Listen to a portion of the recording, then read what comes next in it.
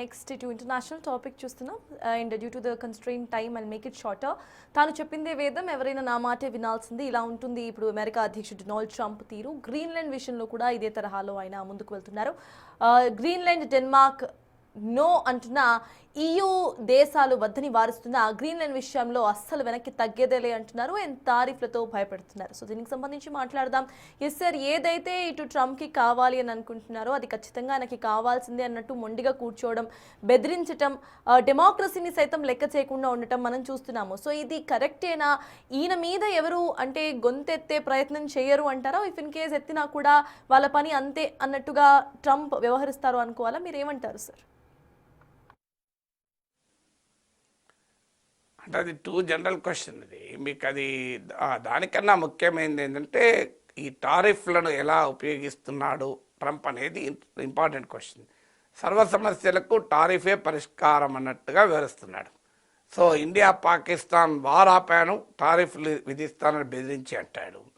అలాగే ఇప్పుడు గ్రీన్లాండ్ మాకు ఇవ్వకపోతే టారిఫ్లు వేస్తానంటాడు. ఉక్రెయిన్ వార్ టారిఫ్లతోనే ఆపుతానంటాడు. సో ప్రపంచంలో సర్వ సమస్యలకు నా టారిఫ్లే పరిష్కారం అంటాడు. కానీ మీరు ఇప్పటికీ ఒక $150 బిలియన్ టారిఫ్లు వసూలు చేసింది అమెరికా. ట్రంప్ ఈ లాస్ట్ 1 ఇయర్ జనవరిలో అధికారంలోకి వచ్చాడు, ఫిబ్రవరిలో వడ్డించడం మొదలుపెట్టాడు, ఏప్రిల్లో పెంచాడు. కానీ ఇప్పటివరకు ఉక్రెయిన్ వార్ ఆగలేదు. సో ప్రపంచ దేశాలన్నింటినీ లొంగ తీసుకుంటున్నాడు. సో టారిఫ్లతో బెదిరించి. కానీ అర్థం కావాల్సింది ఏంటంటే టారిఫ్ అనేది అందరి మీద ప్రయోగించే వెపన్గా భావిస్తే ప్రయోజనం ఏమి ఉండదు. ఇప్పుడు చైనా విషయంలో అలాగే ప్రయోగించాడు, అది బూమరాంగ్ అయింది. చైనా వాళ్ళు వెంటనే రేర్ ఎర్త్ మెటల్స్ సప్లైలు ఆపేశారు. చైనా అమెరికా నుంచి సోయా కొనడం ఆపేశారు. దాంతో ఏమైంది, దిగొచ్చాడు చైనా విషయంలో. ఇండియా కూడా ఇప్పుడు అక్టోబర్లో పల్సెస్ పైన అమెరికా నుంచి వచ్చే పప్పు దినుసుల పైన 30% ట్యాక్స్ వేసింది. ఇవాళ మీకు అమెరికాకు చెందిన 2 సెనేటర్లు డొనాల్డ్ ట్రంప్కి లేఖ రాశాడు. అవి ఏంటంటే బాగా పల్సెస్ ప్రొడ్యూస్ చేసే ప్రాంతానికి చెందిన సెనేటర్స్.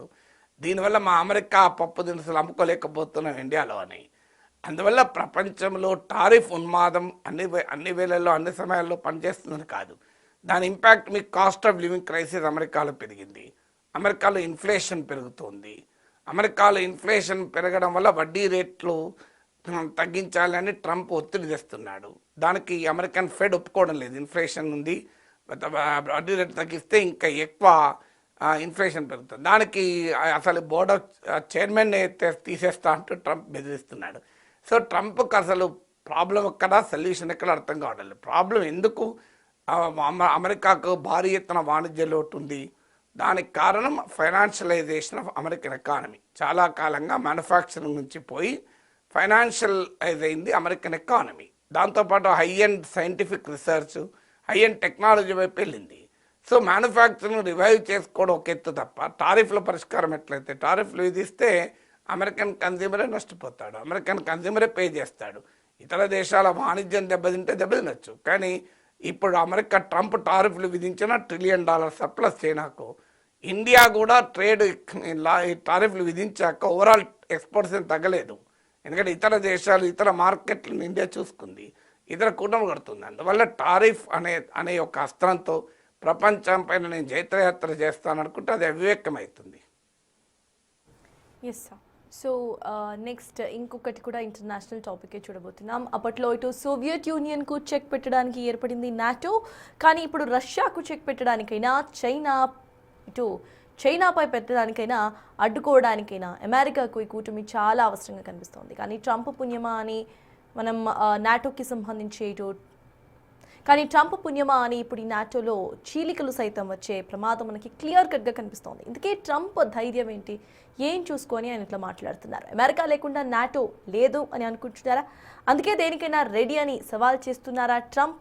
సో దీని గురించి మాట్లాడదాం. సో సార్, నాటో కూటమిలో ఇటు ట్రంప్ ఇలా ఈయన వ్యవహరిస్తున్న తీరుతో చిచ్చుపడే అవకాశం ఉందనుకోవాలా, అంటే విడిపోయే అవకాశాలు ఉన్నాయనుకోవాలా? ఓరల్స్ నాటో దేశాలన్నీ కూడా కలిసి ట్రంప్ను మళ్ళీ దారిలోకి తెచ్చే అవకాశం ఉందనుకోవాలా? What you think about it? అంటే మీకు రష్యాకు వ్యతిరేకంగా నాటో యునైటెడ్గా ఉంటుంది, చైనాకు వ్యతిరేకంగా కూడా కొంతమేరకు యునైటెడ్గా ఉంటుంది. ఎందుకంటే చైనాకు యూరప్కు కూడా చాలా బలమైన బంధం ఉంది. మీకు యూరప్ చైనా ఎకనామిక్ రిలేషన్ చాలా స్ట్రాంగ్. సో చైనాకు వ్యతిరేకంగా యూరప్ ఎంత కలిసి వస్తుందనేది కూడా అనుమానాస్పదమే. ఈవెన్ రష్యా విషయంలో కూడా నాటో ఏమి యునైటెడ్గా లేదు. ఇప్పుడు ఉక్రెయిన్కు సాయం చేసే విషయంలో మీకు యూరప్లోనే డివిజన్స్ ఉన్నాయి. ట్రంప్ వచ్చాక అమెరికా వైఖరిలో మార్పు వచ్చింది. సో అందువల్ల ఈవెన్ ఉక్రెయిన్ విషయంలో నాటో యునైటెడ్గా లేదు, చైనా విషయంలో యునైటెడ్గా ఉండే అవకాశమే లేదు. నిన్నకాక మొన్న వెనుజులాలకు కూడా నాటో కలిసి ఏమి చేయలేదు. ఇప్పుడు ఇరాన్పై కూడా నాటో సమిష్టిగా చేస్తామంటలేం. గతంలో ఇరాక్లో, ఆఫ్ఘనిస్తాన్లో మీకు నాటో కలిసి పనిచేశాయి. అందువల్ల ఆల్రెడీ నాటోలో ఈ డివిజన్స్ మొదలయ్యాయి. దీనికి ప్రధానమైన కారణం ఏంటంటే పేరుకి ఇది నార్త్ అట్లాంటిక్ ట్రీటీ ఆర్గనైజేషన్ అయినా, అంటే అమెరికా యూరప్ కలిపినా అల్టిమేట్గా హయ్యెస్ట్ బలమున్న శక్తి అమెరికా. ఒక రకంగా అమెరికా కూటమిది. అమెరికాకు సామంత రాజ్యాల కూటమి నాటో, సమాన రాజ్యాల కూటమి కాదు. సమాన రాజ్యాల కూటమి అయితేనేమో నాటో పరస్పరం బలపడుతుంది. సామంత రాజ్యాల కూటమి, చక్రవర్తికి వ్యతిరేకంగా సామంతులంతా ఏకమైనా ఏం చేయగలుగుతారు? ఇప్పుడు నాటోలో బడ్జెట్ $1.4 ట్రిలియన్ అయితే అందులో $967 బిలియన్ ఒక అమెరికానే పెడుతుంది. సో అమెరికన్ మిలిటరీ క్యాపబిలిటీ చాలా ఎక్కువ, అమెరికన్ డిఫెన్స్ ప్రిపేర్నెస్ చాలా ఎక్కువ. ప్రపంచంలో అనేక దేశాలలో అమెరికన్ బేసెస్ ఉన్నాయి. యూరప్ ఒక రకంగా సెకండ్ వరల్డ్ వార్ తర్వాత తమ నేషనల్ సెక్యూరిటీని అమెరికాకు అవుట్సోర్స్ చేసింది. ట్రంప్ ఫస్ట్ టర్మ్లో కాస్త 2% జీడిపి పెట్టాలి అంటే పెట్టాయి. ఇప్పుడు సెకండ్ టర్మ్ వచ్చాక 5% పెట్టమంటే పెట్టాయి. కానీ యూరోపియన్ మిలిటరీ పొటెన్షియల్ అమెరికా ముందు దిగదుడిపోయాయి. ఒక్క అమెరికా కాదు, ఈవెన్ రష్యానే ఏమి చేయలేకపోతుంది కదా. ఒక్క అమెరికానే ఏం చేస్తుంది? ఇంకా రష్యానే నీకు యూరోప్ ఏమీ చేయలేని పరిస్థితి. ఇలా ఉక్రెయిన్ను రష్యా నుంచి కాపాడాలంటే అమెరికా రంగంలో లేకపోతే యూరోప్ ఏమీ చేయలేరు. దీనికి కారణం ఏంటంటే మిలిటరీ వీక్ కావడమే కాదు, యూరోపియన్ పోస్ట్ కొలోనియల్ పీరియడ్లో యూరోప్ ఎకనామిక్గా కూడా డిక్లైన్ అయింది. మీకు ఒకప్పుడు యూరోప్ కాదు ఇది, ఇప్పుడు యూరోప్ డిక్లైన్ అయిపోయింది. సో ఎకనామిక్గా డిక్లైన్ అయింది, మిలిటరీగా అమెరికాకు అవుట్సోర్స్ చేశారు, తమ ఫారిన్ పాలసీని అమెరికాకు అవుట్సోర్స్ చేశారు. ఇప్పుడు ట్రంప్ రూపంలో యూరోప్కు జ్ఞానోదయం కలుగుతోంది. కానీ టూ లిటిల్ కదా. ఇప్పుడు ఉదాహరణ గ్రీన్లాండ్కు 50 మంది బలగాలు పంపించారు, మొత్తం 7 నాటో దేశాలు కలిపి, France, Germany, UK, Finland, Sweden, Netherlands, Norway, 7 countries కలిపి, డెన్మార్క్తో కలిపితే 8 కంట్రీస్. గ్రీన్లాండ్లో ఇప్పుడు 8 దేశాల బలగాలు ఉన్నాయి. 8 దేశాలు కలిపి ఎంతమంది పంపారంటే 50 మంది పంపారు. అందులో 15 మందిని ఫ్రాన్స్ పంపింది, 13 మంది జర్మనీ పంపింది, మిగతా వాళ్ళు ఒక్కొక్కరిని ఇద్దరిని పంపారు. ఇంకా పెంచుతామంటున్నారు.